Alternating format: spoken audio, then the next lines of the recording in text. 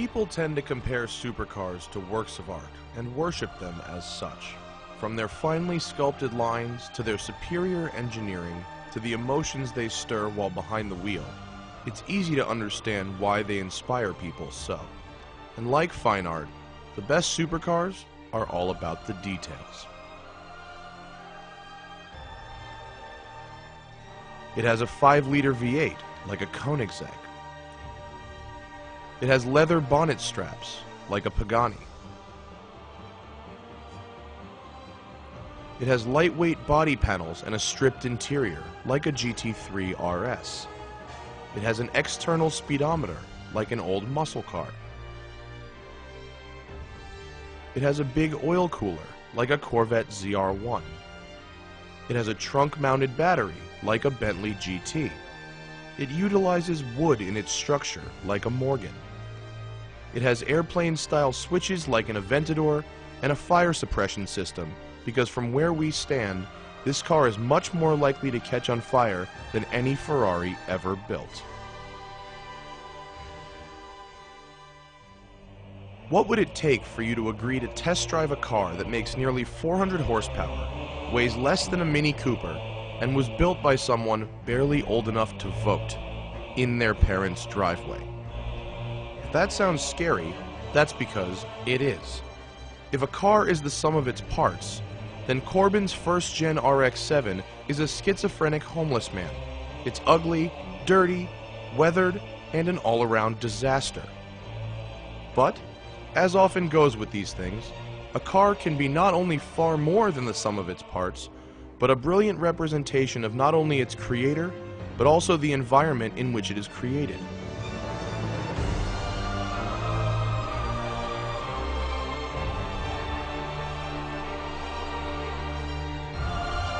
And now it's time we meet this monster's creator, Corbin. He's only 19, but for the past few years has dumped every dollar he's earned delivering pizzas into his mischief mobile. Well, it's what started out as a 1984 Mazda RX-7 with a 12A and an automatic owned by someone who's probably dead now. But anyway, I got in a ditch in Fresno for about $350, had to trailer it back, listen to Johnny Cash the whole way, and I decided that I needed something insane, you know, something that would try to kill me at any opportunity. You know, life wasn't exciting enough. Anyway, so I decided it needed a V8 and something that I could really have fun in the canyons with, not care about, beat on mercilessly, and that would hopefully take it without breaking.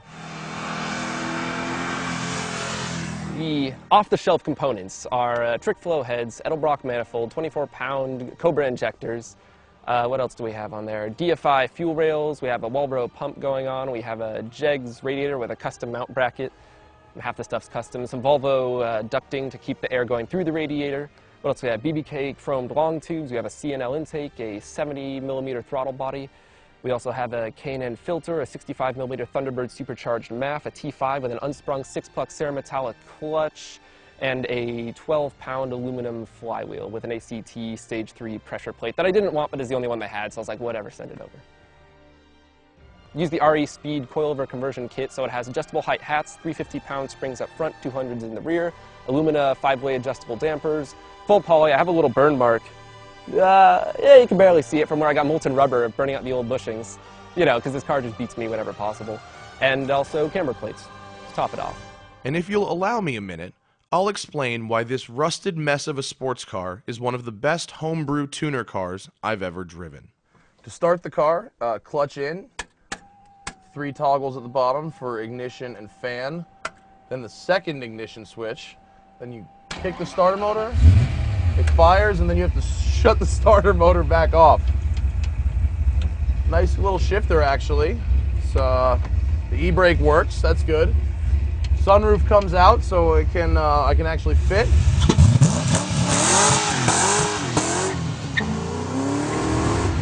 Sounds like a 5-liter Mustang. You know what? It runs great. Temperatures are good, the oil's good, all the gauges work-ish. So I'm showing a 7.3 on the fuel tank, which I think means I have fuel. It's running. He said, don't trust the tach, trust the motor. I'm not sure I trust the motor, but whoa! This thing is so sketchy. I tried to adapt as many of the stock instruments as I could. Unfortunately, the gas gauge was not adaptable. Well, it might have been adaptable, but I didn't want to figure out the resistances and how to wire it, so I just went to Harbor Freight, got a $7 multimeter, and hooked it in ohm style, you know, and that's hot rodding right there. You go to Michael's, you get some glow paint and a little brush. You go to Harbor Freight, you get some cheap multimeter. It's full, the gas gauge is full or at 0, and it just gets higher in the numbers, and it fuel starves on left turns at about 70 ohms.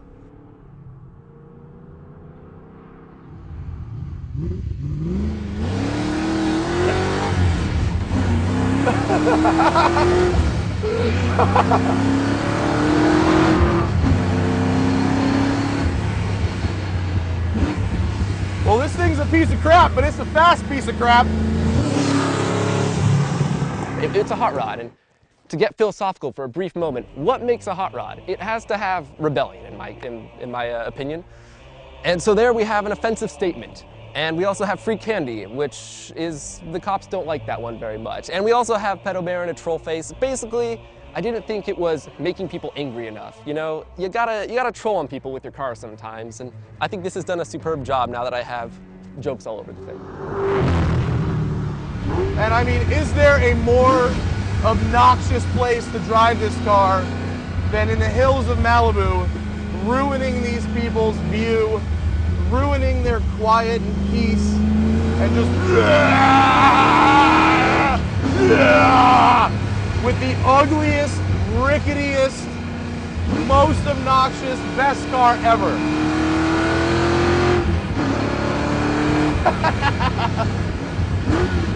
Okay, wait, oh, oof. All right, I thought I was gonna die there.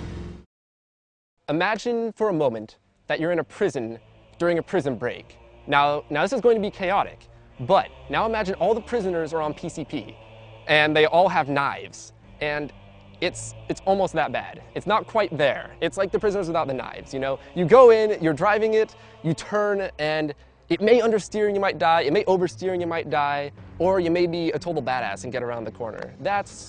You just kind of take it corner by corner, you know? It reminds you every day that you may die at any moment, especially while driving this car. That's what it's like to drive.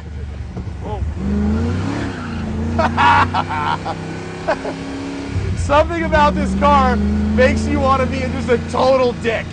I mean, like, what I love about Corbin is that with this build, 0 f***s are given. 0 f***s are given to the paint. You know, it's all a big joke. The whole car exists only for laughs. And it makes you laugh. I mean, whether you're driving it, whether you just see him drive by, whether he cuts a corner sideways at a zillion miles an hour, you gotta laugh at it.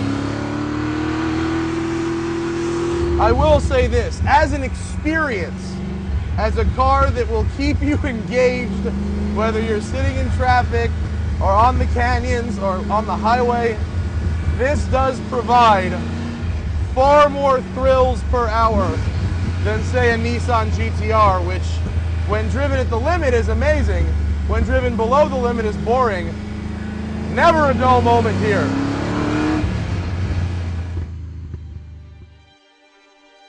While yes, this car terrified me on camera, not for lack of capability, rather for the potentially dire consequences of an otherwise small accident, something happened over the course of our drive. I got used to it.